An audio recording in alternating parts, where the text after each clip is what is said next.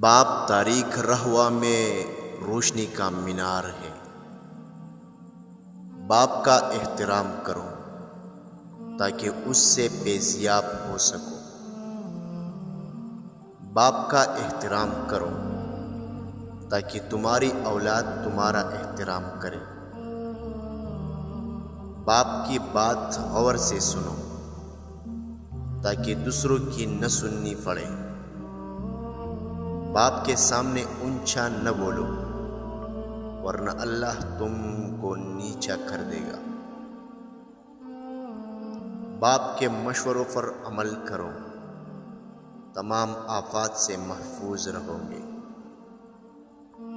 باپ کے احسان کا حق اس دنیاوی خدمت سے ادا نہیں ہو سکتا۔ باپ کے سامنے نظر جھکا کر رکھو تاکہ اللہ تم کو دنیا میں بلند کر دے۔ باپ ایک رحمتی خداوندی ہے جو سدا سر پر چادر کی طرح تنی رہتی ہے۔ باپ ایک مقدس محافظ ہے جو ساری زندگی خاندان کی نگرانی کرتا ہے۔ باپ کے ساتھ حسن سلوک کرنا جہاد فی سبیل اللہ سے بھی بڑھ کر ہے۔ باپ اولاد کے لیے ڈال ہے جو کبھی اپنی اولاد سے غافل نہیں ہوتا۔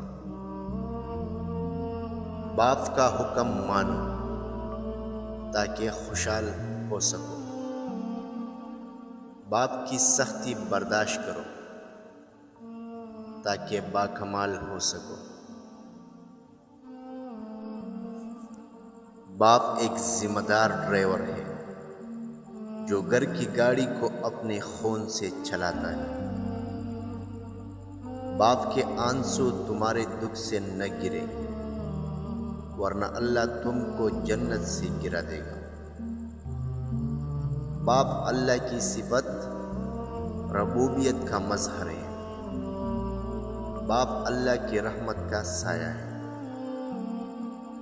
باپ درخت کی مانند ہے۔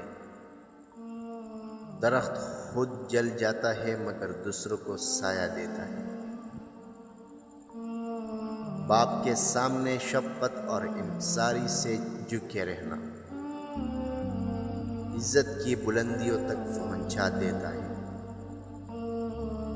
باپ ایک کتاب ہے جس پر تجربات تحریر ہوتے ہیں، اسے اپنے سے دور مت کرو۔